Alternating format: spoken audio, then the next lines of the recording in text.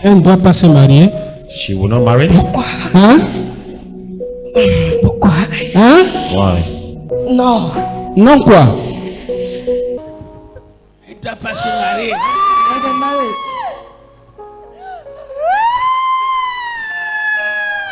Bonsoir. Bonsoir, Ça va, vous allez bien? très bien. Alors, bienvenue à Atmosphère de gloire. Alors, est-ce que vous pouvez vous présenter et nous dire également l'objet de votre témoignage? Je m'appelle Madame Tsofo. Alléluia. À ma droite, c'est mon époux, mon cœur, mon bien-aimé, Oui. Tsofo Gédéon. Amen. Quel est l'objet de votre témoignage? Nous sommes là ce soir pour rendre gloire à Dieu. Par la grâce de Dieu, nous sommes mariés, donc nous la percé dans le mariage. Amen. Alors, avant de continuer, nous allons, sous le contrôle de la technique, bien évidemment, regarder ensemble l'extrait de vidéo de délivrance de notre sœur et on se retrouve tout juste après. À tout de suite. Je vois un projet de mariage. I see a project of marriage. Je vois quelqu'un qui s'oppose. I'm seeing somebody opposing. La personne est dans ton corps. The person is your body. Dans ma vision, je vois une maison, une chambre A room, avec des statues. we state Des statues traditionnelles. traditional status. Chaque statue Every status a un esprit. is a spirit, Ils disent, elle est à nous. and they say she is ours. Vous mentez, elle va se marier. We are lying. Quelles sont les difficultés que vous avez rencontrées avant votre mariage? Avant le mariage, j'en ai rencontré beaucoup. Bon, j'ai rencontré des hommes, mais la relation n'avait pas de problème. Mais à la fin, la personne désiste, il ne sait pas pourquoi. Et après, il prend son chemin. Et d'autres personnes que j'ai eu à rencontrer, c'était du genre, bon, un peu compliqué. Soit ils sont dans la secte. Bon, ces situations m'ont un peu dérangée. Et aussi, je dois aussi souligner que je sors d'une famille de chefferie. Et chez nous, la tradition est en avant.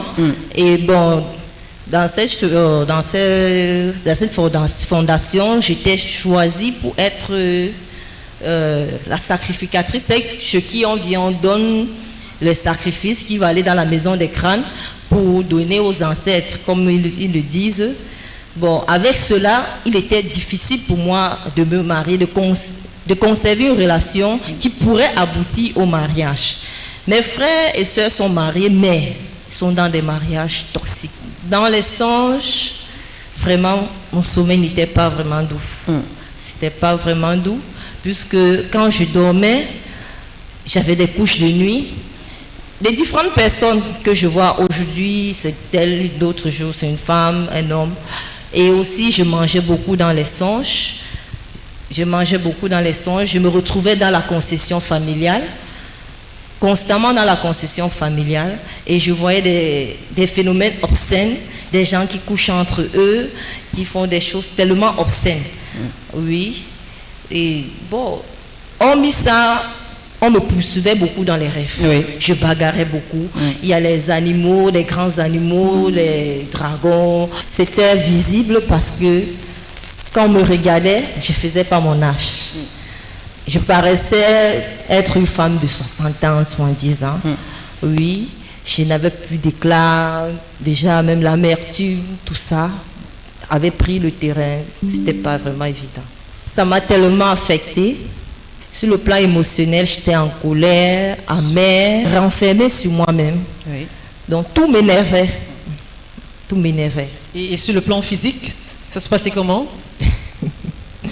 Sur le plan physique, j'étais tellement bagarreuse. Wow.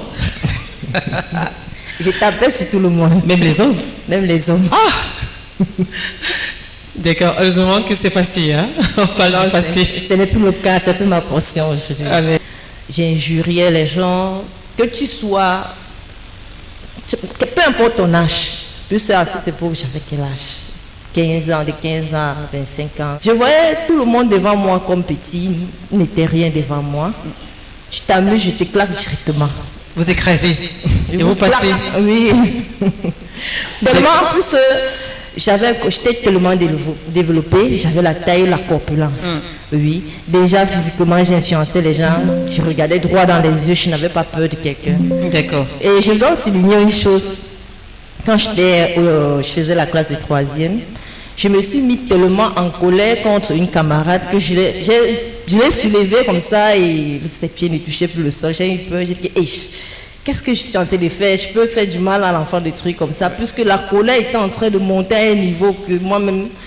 Donc, déjà que tu pouvais prendre le couteau, envoyer dans le ventre de la personne. Et, bon, je me suis un peu rétractée, je l'ai déposé. D'accord. Et sur le plan relationnel, ça se passait comment? Avec ton entourage, ta famille, tes amis, ça se passait comment? Les relations, je ne peux pas dire que c'était aisé. Bon, moi, je me renfermais sur moi-même.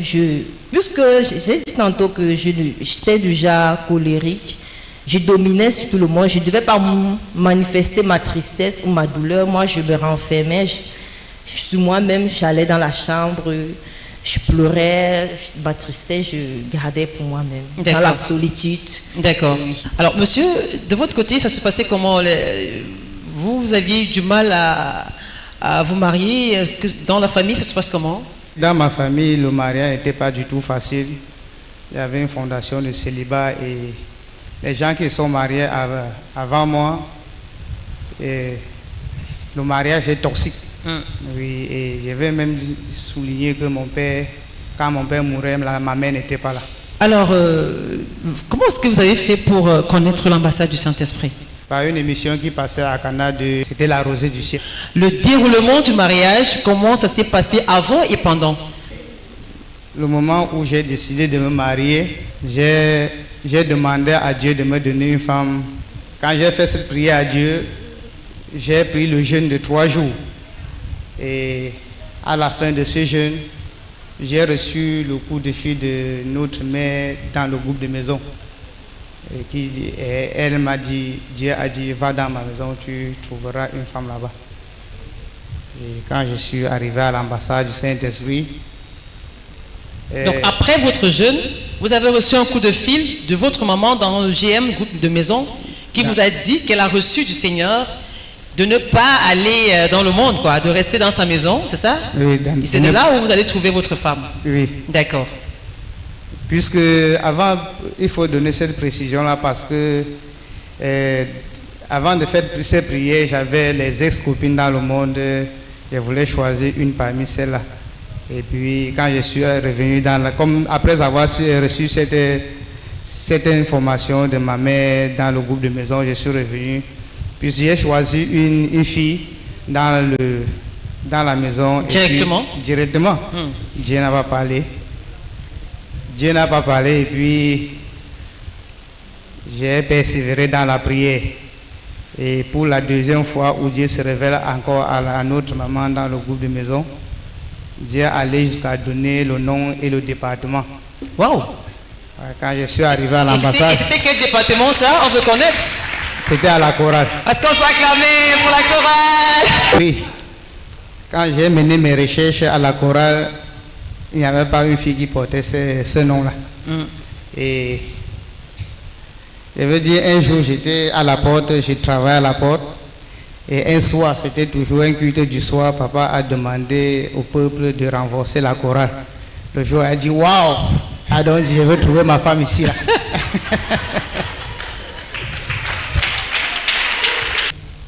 Je les conseille de prendre certains livres pour travailler, mais tellement que les persécutions devenaient intenses. Et je lui ai demandé de bâtir l'hôtel. Et elle m'a fait comprendre qu'elle n'avait pas l'argent. Elle m'a fait comprendre qu'elle voulait vendre sa bouteille à gaz. J'ai décidé d'acheter sa bouteille à gaz. Le même jour, elle a pris l'argent.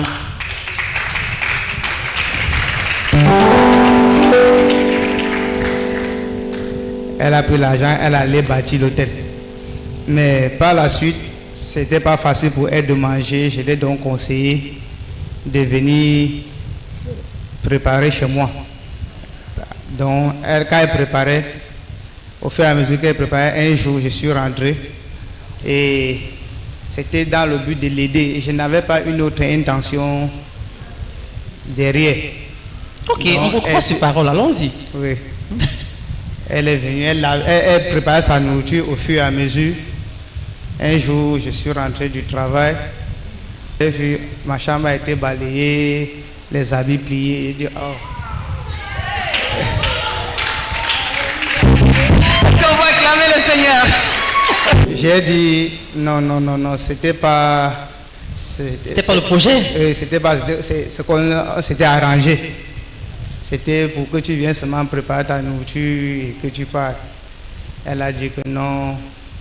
Elle a reçu une prophétie de ce qu'il avait envoyé à l'ambassade du Saint-Esprit. Bon, moi, je me suis levé, je suis allé au groupe de maison, j'ai vu ma mère dans le groupe de maison.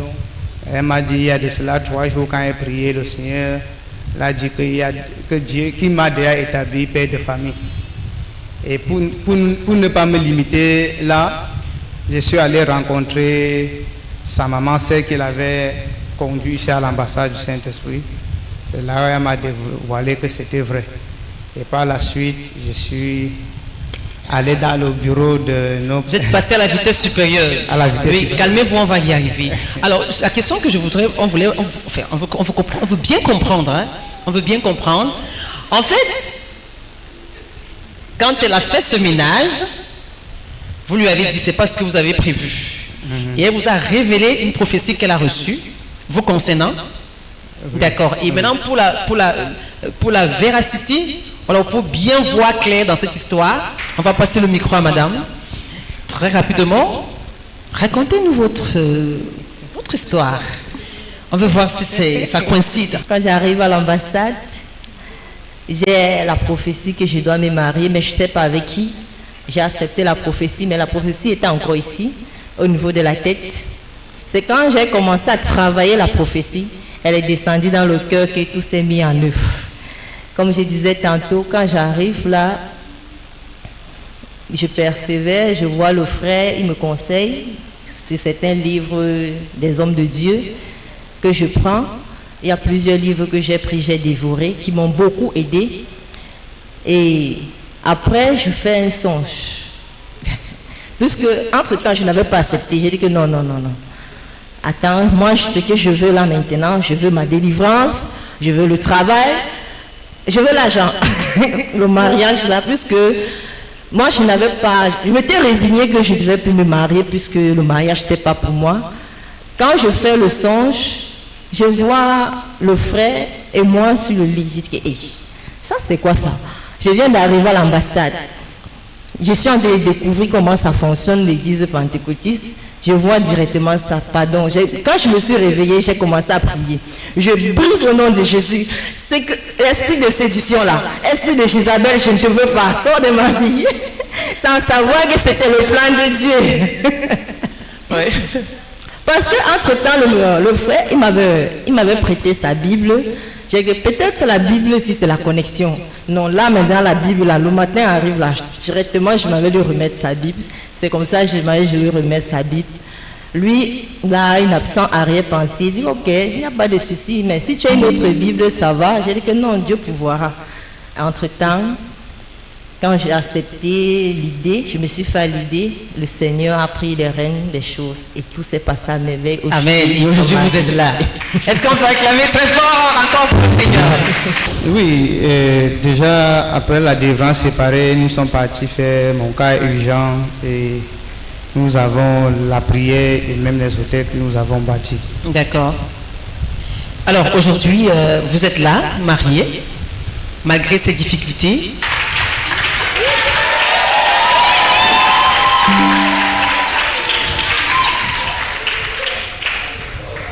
Est-ce qu'ils ne sont pas beaux? Est-ce qu'on continue à acclamer pour eux, pour le Seigneur également? Je ne vous ai pas reconnu, en tout cas. Alors, Monsieur Thiofo, vous êtes responsable aujourd'hui. Vous êtes monsieur avec grand M. Qu'est-ce que vous pouvez dire à Dieu ce soir? Ce que nous pouvons dire à Dieu. Vous particulièrement, qu'est-ce que vous pouvez dire à Dieu? Je dis infiniment merci à Dieu pour tout ce qu'il a fait dans ma vie. et dans ma famille également.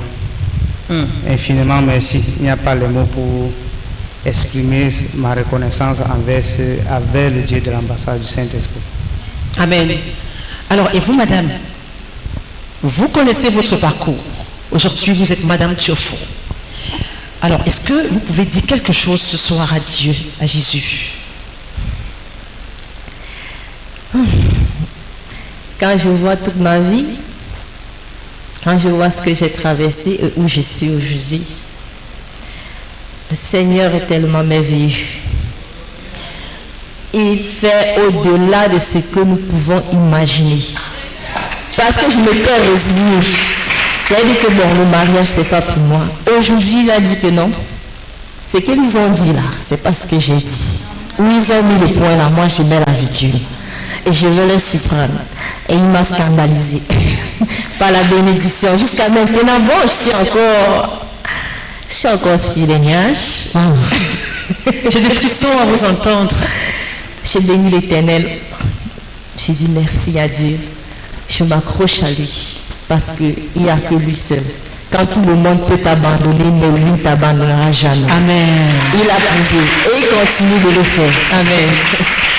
Alors, c'est un merveilleux moment. Je pense que nous sommes arrivés au terme de notre émission. Merci à vous. Merci à ce merveilleux couple d'avoir accepté de partager avec nous ce témoignage aussi émouvant et aussi merveilleux. Alors nous prions que le Seigneur qui a commencé à faire plein de choses dans votre vie continue de gloire en gloire et de victoire en victoire. Merci. Quant à vous, bien-aimés, c'est ici que s'achève, voilà, notre édition Atmosphère de gloire. On se dit à dimanche prochain pour la prochaine édition. D'ici à là, portez-vous bien. Shalom, shalom.